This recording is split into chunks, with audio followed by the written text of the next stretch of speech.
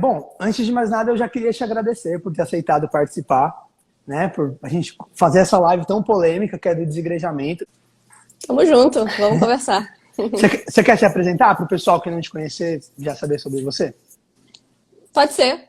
E aí, galera, meu nome é Jessie, eu tenho desenvolvido desde outubro, novembro do ano passado um trabalho com essa proposta de quebrar alguns dogmas, inclusive do sistema religioso, para fazer com que as pessoas venham ali a se libertar, né, e expandir a mente, expandir a consciência e aumentar, assim, consequentemente, a sua fé. Tenho feito esse trabalho através do Instagram, Lovia, e estou agora também trazendo alguns materiais para o YouTube. E eu estive um tempinho parada, minha página levou ban e etc. Mas desde março desse ano eu estou aí direto.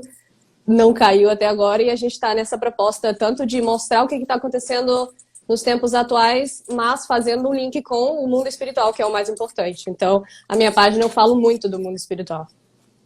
Pessoal, eu super indico mesmo, viu? Os temas dela são muito interessantes, são muito polêmicos, são legais.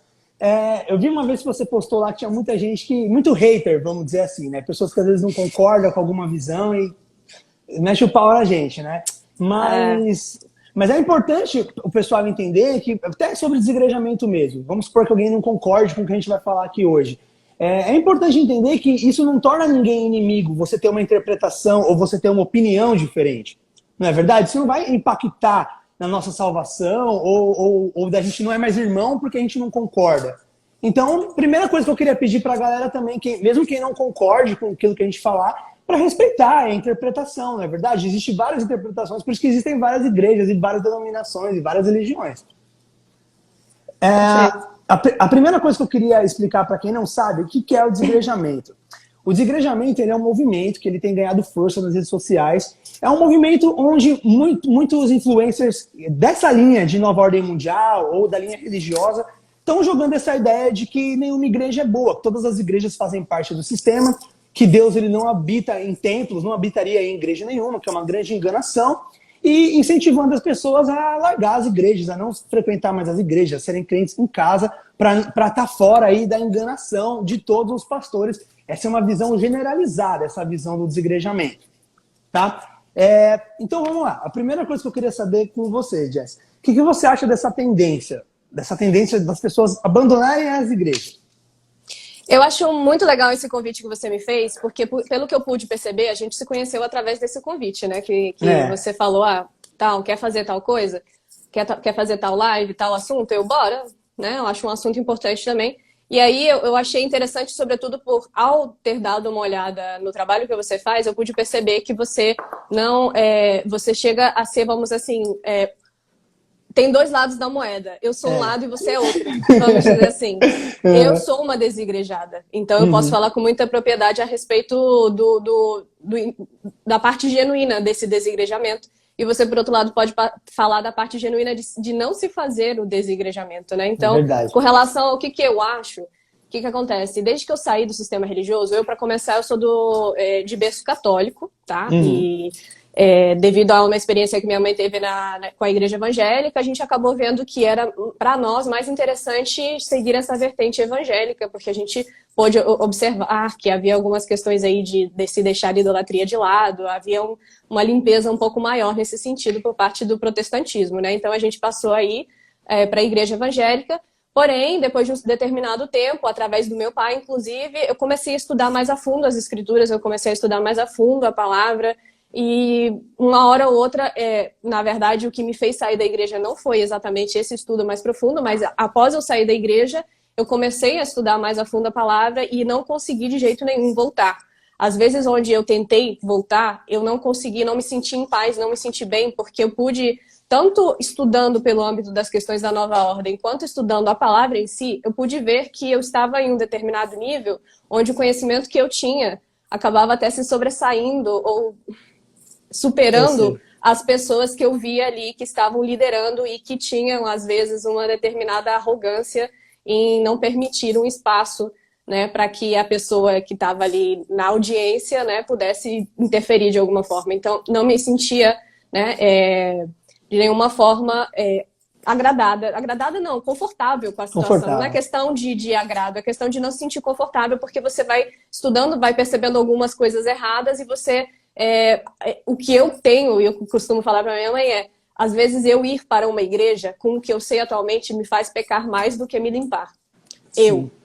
Porém, existem pessoas que precisam daquilo no sentido de que ainda estão numa caminhada onde não conseguem, né, ter a disciplina, talvez, de fazer essa busca por si, de entender certas coisas. Então, essa questão do desigrejamento, ela tanto é boa quanto é ruim, né? É necessário, assim, se ter a consciência de que qual é o nível que você está, no sentido de, não, significa que você está no nível alto e você precisa sair da igreja? Não é isso que eu estou querendo dizer. É no sentido de qual é a sua comunhão com Deus, como é que você faz essa comunhão com Deus.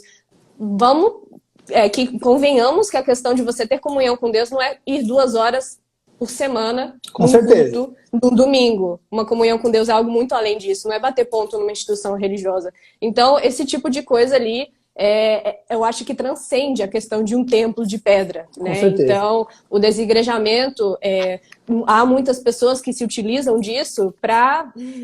pessoas que não têm vergonha na cara para se afastar logo de qualquer tipo de disciplina e aí acham que, eu sou a igreja. E se utilizam disso de desculpa para não fazer nada. Então, eu acho que tanto é algo positivo para alguém que tem uma consciência de verdade no aspecto de querer agradar a Deus, quanto também é negativo para aqueles que não têm essa consciência e acabam se utilizando isso como um subterfúgio para não fazer nada da vida.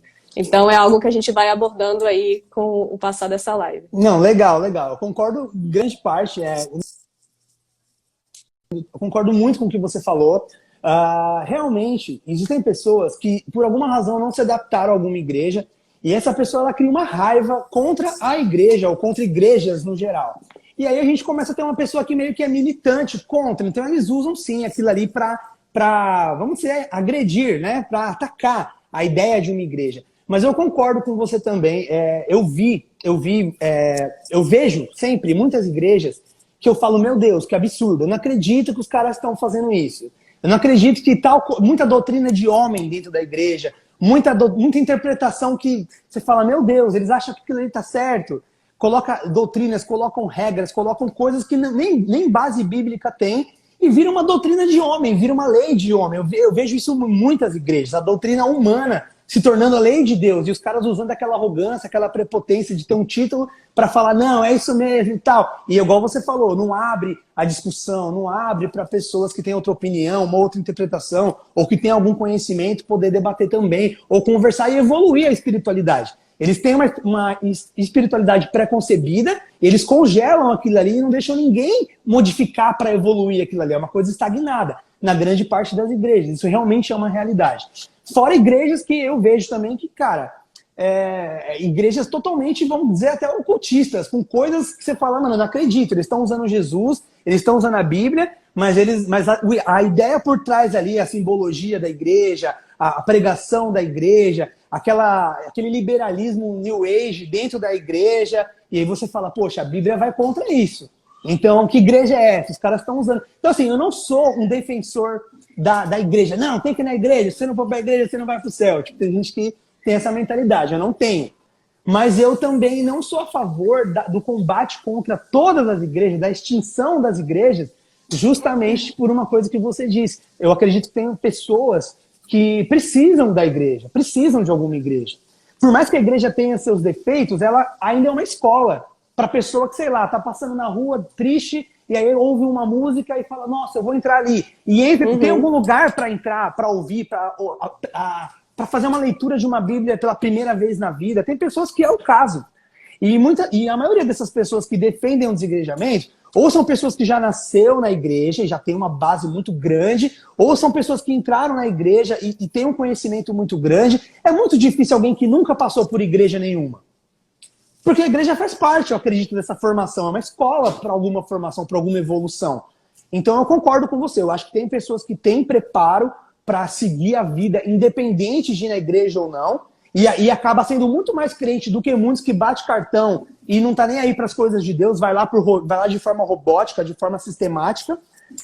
Mas eu também acredito que tem muitas pessoas que precisam, que se não houver mais igreja, essas pessoas vão fazer o quê? Para conhecer Deus, onde a palavra vai ser alcançada? eu acredito que a gente não pode entregar essa responsabilidade para a internet. Sim, né? sim. A internet não pode virar a nova igreja, um novo lugar para a pessoa conhecer Deus, porque na internet você vai encontrar uma mixigenação, você vai encontrar todo tipo de pessoa usando a Bíblia, usando o nome de Deus para propagar a teosofia, para propagar Sim. várias coisas aí que estão totalmente fora. Sim, uma pessoa que não tem uma base ali, dada muitas vezes pela própria igreja, acaba podendo se perder ali com tanto de informação disponível que tem na internet. Eu concordo total com isso. A internet acaba sendo perigosa. Eu tenho amigos meus que deixaram de frequentar igrejas, entendeu? E se sentiram fortes. Não, eu não preciso ir na igreja, eu vou ser crente em casa. Ok, legal. Isso durou 1 ano, 2 anos. No 3º ano, o cara já não orava mais em casa, o cara já não ouvia um louvor mais em casa, o cara já... Aquele contato que, querendo ou não, a igreja te rotina a ter um contato com Deus. E aquele contato a pessoa vai perdendo, vai largando de mão. E daí passa 1 ano, 2 anos, você é uma pessoa que é crente só na sua consciência, porque na prática e no convívio com Deus você não tem, porque você perdeu aquilo ali. Então, realmente, eu acredito que para você tomar essa decisão, eu não sou contra a decisão, mas eu acredito que tem que ter um preparo para tomar essa decisão de sair chutando o balde e não ir mais em igreja nenhuma. E eu não concordo que todas as igrejas são iguais. Que nem eu falei, eu tenho muita igreja que eu não pisaria nem a pau, mas também eu faço parte de uma igreja, até hoje eu não tive nenhuma razão para sair de lá. Então eu acho assim, nem todas as igrejas são iguais. O que você acha disso? Você acha que todas são meio que iguais? Ou não? Não, isso não tem como falar que todas são iguais. Assim, as grandes denominações, elas acabam tendo ali uma... Se a gente fosse fazer uma lista negra, vamos dizer assim, as grandes denominações estariam ali mais propensas a entrarem nessa lista negra, né? As famosas aí, as maiores e tudo mais, né? Uma universal da vida e tudo mais. Não digo que não possa haver pessoas genuínas ali dentro de uma universal, não é isso que eu estou dizendo, mas acaba que as doutrinas, os dogmas que são passadas por esse tipo de instituição ali, a gente já sabe que tem muita coisa reprovável, né? Porém, não temos como falar que todas as igrejas são iguais, porque tem muito pastor aí, inclusive tem muito padre também, gente, apesar do que a gente considera de idolatria dentro do catolicismo, existe muito padre também que faz um trabalho excelente, sabe? Não dá para deixar isso de lado. Gente de temente de verdade, com o coração voltado para Deus, que está ali no que importa, tentando levar a verdade, o evangelho, né, para as pessoas. E prontos ali para receber, para fazer uma caridade, para consolar, né? Porque a questão do desigrejamento, se tem ali uma pessoa perdida na rua, sem saber o que fazer e está precisando de um consolo e ela entrar numa igreja, ela vai ser recebida. Mas se você se reunir na sua casa, essa pessoa não vai saber que você está na sua casa se reunindo. Então, as igrejas têm essa vantagem de ter as portas abertas para receber qualquer tipo de pessoa. Então, com relação a especificamente essa questão de igrejas todas serem iguais, eu acabo tendo uma forma de definir isso no sentido de a questão de se aprofundar nos estudos, né? Em questão de receber as pessoas, de serem genuínos, de ter pastor ali temente de verdade, tentando fazer um trabalho bom, não voltado para a questão monetária, de etc, aí, de dízimo, ou para questões de coaching e etc, que a gente também tem visto isso dentro das igrejas. Tem pastores que não, que estão totalmente separados disso daí, estão ali conectados com Deus, querendo fazer um bom trabalho. Mas o que eu vejo em questão de que, de forma geral, todas as igrejas pecam é no quesito de se apegar à chamada liturgia ou a determinados dogmas, onde acaba o pastor que lidera determinada igreja, ele tem ali uma base teológica onde ele não foge daquilo. E às vezes, até por uma questão de orgulho ou de ego, não permitem que determinada coisa adentre na sua instituição religiosa para poder para mostrar que algo pode, talvez, dentro da teologia, estar errado. Então, nesse sentido, eu vejo que todas as igrejas, sim, são muito iguais, porque respeitam, de fato, uma doutrina, né? E acaba sendo muito... A igreja evangélica, por exemplo, nasceu da igreja católica. Então, essa liturgia da qual eu falo, que é muito difícil uma igreja fugir, acaba trazendo essa questão de igualdade nesse aspecto. Então, eu vou dar um exemplo assim muito simples, que a gente que estuda essas questões de nova ordem acaba tendo mais contato. Nephilim. Nephilim é uma coisa que dentro da igreja raramente alguém vai aceitar a existência disso, né? Porque fala, não, isso aqui no português, aqui na Bíblia não está escrito que é filho de Deus, anjo tendo relação com mulher, isso não existe, isso daí é loucura, isso daí é invenção nova de internet. Porém, não é invenção nova de internet. As pessoas que estão nesse movimento de estudar, de ir atrás da verdade, sabem que olhando no hebraico, consta ali a informação, né, dos Benai Elohim, tendo ali filhos com as filhas de Adão, que são as mulheres. Então tem uma distinção no hebraico, e a gente, quando entra nesse contexto, um exemplo simples, vê que devido à teologia, devido à liturgia, as igrejas, de modo geral, são resistentes a algumas questões que fora das igrejas a gente acaba aprendendo por não ter essa caixinha ali te limitando nesse sentido. E os pastores costumam ser muito resistentes nesse sentido. Então, o que eu posso dizer que as igrejas são iguais são nesse sentido de liturgia. Agora, no sentido de algo voltado para estar fechado com a maçonaria, ou que tem simbolismo dentro da sua igreja, coisa assim, não. Aí tem igreja que de fato está tentando fazer um trabalho genuíno. Mas a questão da liturgia é algo que, a menos que houvesse uma super reforma, no momento não tem como você fugir muito disso. Então, minha opinião com relação a essa questão é essa. Verdade, eu concordo. Tem uma parte na Bíblia que eu não lembro agora onde mas está falando assim que você não vai encontrar a palavra de Deus, a verdadeira palavra, não seria encontrada nas praças da cidade. Né? Então, qual é a minha interpretação disso? A primeira vez que eu li isso, eu já entendi o seguinte, que todas aquelas igrejas, todo aquele movimento que quer chamar atenção demais, igual você falou, igrejas muito grandes, igrejas que estão comunadas com televisão, que estão comunadas com política, que estão comunadas com governo, igreja grande demais tem uma tendência absurda de estar envolvida, assim, com coisas erradas, de ser uma igreja muito new age, de estar com doutrina humana. Tanto que a gente vê por aí os caras vendendo lenço. O pastor sua, meu lenço vai curar, e vai lá e vende lenço. Eu já vi história de pastor vendendo tijolo, você dá o dinheiro, você tem um tijolo que vai estar construindo sua casa no céu. Tipo, cara, coisas absurdas que eu não consigo acreditar. Possessões falsas. Possessões falsas, o cara paga lá, aí o espírito no corpo da pessoa só fala asneira, só fala de bebida, de cigarro, como se o inimigo não tivesse nada melhor pra fazer. Eu já vi uma possessão falsa onde o espírito falava mal da outra igreja que tinha perto da igreja deles. Cara. Eu tô nela porque ela não tá dando dízimo. Tipo, pô, cara, é sério isso? Né? Então, assim, eu acredito que essa parte no Novo Testamento onde Jesus diz que a palavra não seria encontrada nas praças, gritando nas praças da cidade, está querendo dizer o seguinte, que as coisas de Deus, as coisas puras, as coisas verdadeiras, intocadas pelo mal, vão ser coisas pequenas, vão ser coisas simples. E não vão ser essas grandes, esses holofortes enormes, essa mídia enorme. Eu sou muito contra. Eu acho que grande parte do problema desse autoritarismo dos pastores é exatamente o título, esse cargo. Eu acho que esse nome, esse título é muito forte. Eu acho que isso acaba dando um certo ego para algumas pessoas. Igual você falou, muitas vezes eles não querem nem abrir para novas questões, porque por orgulho mesmo, eu sou o pastor, eu não posso estar perdendo ali para aquela menina, para aquele rapaz, eu não posso, eu tenho que saber mais.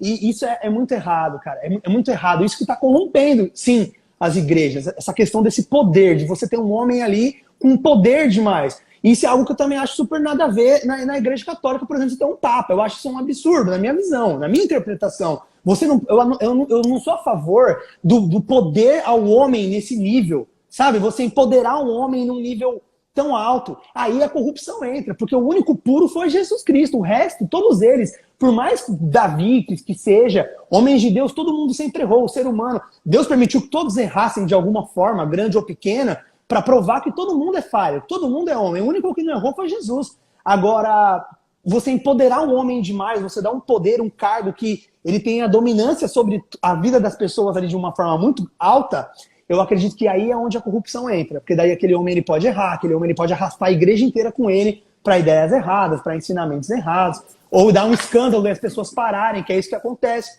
E muita gente nesse processo de se decepcionar com o pastor ou com uma igreja, já não quer nem saber de procurar outra, já generaliza, ali uma igreja presta, pastor não presta, e já sai abandonando totalmente. E tem meio que preguiça de procurar, não que seja fácil encontrar uma igreja boa, uma igreja verdadeira, mas a pessoa acaba tendo preguiça. E nessa preguiça, onde é mais confortável? Você ir no panfletinho, você ir na televisão, na propaganda daquela igreja grande, aí é onde as igrejas grandes saem captando as pessoas. E igreja grande eu tenho muito pé atrás, com qualquer igreja grande, qualquer denominação grande, potente, onde o dinheiro é muito forte, onde a política é muito forte, eu tenho medo. Eu não gosto desses cargos, eu não gosto desse poder para o homem. Isso eu sou super contra. Uhum. Assim, eu queria só fazer um comentário com relação a isso. É que, tipo, há uma passagem bíblica que fala também, é o próprio Messias que fala que não devemos ter nenhum pai além do que está nos céus, né? Fazendo essa referência a papa, padre, pastor, também rabi, tá? Dentro da enumeração que ele fala. Ele fala. Além do próprio Messias, ele fala que ele é o pastor, né? A gente não deve ter nenhum pastor além dele. E do pai, nenhum pai, além do que está nos céus. Existe essa questão bastante expressa. Porém, costuma ser contra-argumentado quando a gente apresenta isso para alguém, por exemplo, do sistema religioso, costuma nos dar aquele contra-argumento no sentido de, não, mas no Novo Testamento você vê a organização da igreja primitiva no sentido de que havia ali uma pessoa que cuidava de tal, uma pessoa que cuidava de qual, uma certa hierarquia ali. Sim, existia, mas o que acontece? Para toda a organização ali, onde eles estavam pregando o evangelho, se organizando para levar isso, difundir isso para todo canto, né, do mundo, toda a organização nesse sentido precisa, de fato, de pessoas que já, por exemplo, os apóstolos, que já tinham mais conhecimento acerca da palavra, não eram novos na fé como os que estavam se convertendo agora. Esses daí, que tinham já mais experiência, eles eram destacados para passar esse conhecimento para outros, até que aqueles outros estivessem preparados para, por sua vez, refazer esse repasse, né? Então, quando existe a questão de uma liderança, eu acho que a gente não deve descartar ali uma liderança nesse sentido, porque sempre vai haver, de fato, alguém que sabe mais do que outro. E aí, esse que sabe mais do que outro, esse sábio, talvez, né, que nem era antigamente, uma pessoa que era considerada a sábia ali, o patriarca, etc., sempre houve isso e essas pessoas normalmente têm mais sabedoria para passar, etc. Mas não significa que essa pessoa, ao passar o seu conhecimento ali, não vai ter uma pessoa já pronta para fazer o mesmo que ela está fazendo. E aí um padrão que eu vejo dentro do sistema religioso, muitas vezes, é que há esse repasse de informação e essa formação do crente, ela é muito devagar. Parece que alguns crentes ficam dependentes a vida inteira e não saem daquela posição de sempre receber. Sabe? Nunca saem dessa posição de receber e passarem a doar. Então, o que eu vejo na igreja primitiva é que havia, sim, hierarquias nesse sentido, mas unicamente, especificamente por uma questão daqueles que já eram mais velhos na fé e tinham a possibilidade, pelo conhecimento, alguns, inclusive, por terem andado com o próprio Messias, tinham conhecimento para passar naquele momento. Mas assim que Paulo, por exemplo, formou a outras pessoas, Tito, por exemplo, né, essas pessoas saíram para evangelizar e foram ali, né, se tornaram tão grande quanto Paulo, vamos dizer assim. Não Sim. Porque Paulo, pra gente, Paulo é muito importante porque ele foi um apóstolo, foi o que escreveu ali várias cartas, etc. Mas estou falando tão grande quanto no sentido de feitos e etc. Então, isso dentro do sistema religioso, eu vejo que eles se utilizam dessa questão das hierarquias para defender essa organização, mas não existe essa percepção quanto a que, como isso muitas vezes torna os crentes ali muito dependentes e sem um anseio de crescerem e se tornarem independentes nesse sentido, de serem eles também já aqueles que farão essa evangelização e farão esse repasse de informações, que é algo que a gente deveria estar ligado e estar fazendo, sobretudo nesses tempos, por exemplo, que a gente está hoje. A gente teria que estar preocupado em se formar e não ser totalmente dependente de um determinado líder, para que a gente possa ser ali alguém que possa ajudar alguma pessoa que esteja precisando e possa nos buscar, sabe? Mas isso eu acabo vendo pessoas que não saem dessa de ficar mamando leitinho no culto, dependente de uma palavra. Dependente de um homem ali que vai falar o que ele quiser, vai fazer o que ele quiser. Alguns vão ser mais certos e outros vão te vender terreno no céu, tijolo. E é isso aí, você só consumindo aquilo ali, que nem um gado mesmo, dentro da própria igreja. Não é verdade? É engraçado que essa parte que você citou, eu li esses dias, né? Não chame ninguém de pastor, porque pastor é somente o pai que está no céu. Não chama ninguém de pai, porque pai é Deus que está no céu. E eu li isso aí e falei, olha, exatamente isso que você citou. Então, quem procurar, eu sei que tem muita gente, pode ser que a gente seja até xingado. Tem muita gente que, o pastor, o padre, não sei o que lá, é muito fissurado, né? Mas se você procurar, é bíblico isso. Deus deixa claro, para a gente não ter essa idolatria pelos homens. E a igreja primitiva, ela tem esse modelo de escola, exatamente, você falou exatamente o que eu ia falar. É um modelo de escola, de você ir se graduando, aprendendo. Você vê que o próprio Jesus, ele frequentava, ele estudava, ele participava ali também. Então a igreja na Bíblia é citada como uma santa escola. Então a igreja primitiva tem esse modelo, ensina essa visão de você evoluir, de você crescer, de congregar todo mundo, congregar e participar, e cada um ter seu papel. Aí quando você chega numa igreja e você fala, olha, esse cara é o pastor, só ele que prega, só ele que fala, só ele que sabe. Esse aqui é a cantora, ela que canta, ela que faz, ela que não sei o que lá. E você começa a dar poderes para as pessoas e criar divisão, e um é mais importante do que o outro, e aquele que é menos importante não tem o privilégio de poder evoluir, aprender ou crescer, aí eu acho que começa a fugir realmente daquilo que era para ser a igreja. Concordo plenamente com você. Deixa eu ver uma coisa aqui. Uma coisa também que eu ia citar, até uma pessoa comentou, que a grande parte das igrejas que estão surgindo hoje em dia são igrejas que falam de Jesus, mas elas estão adaptando coisas tipo teosofia, embutindo outros deuses, entendeu? Falam de Deus, mas aborda outras coisas dentro da igreja. Você citou, por exemplo, a Universal. Vamos falar da Universal. Eu tenho uma coisa que eu não engulo na Universal, que é aquele Templo de Salomão, por exemplo. E, poxa, quem sabe o que representa o Templo de Salomão? Quem sabe qual foi o fim de Salomão ali? Quem sabe a história? Jamais, eu não vou entrar na minha igreja que o templo é o Templo de Salomão, cara. Mas é o templo que Deus mandou construir. Deus destruiu também. Por quê?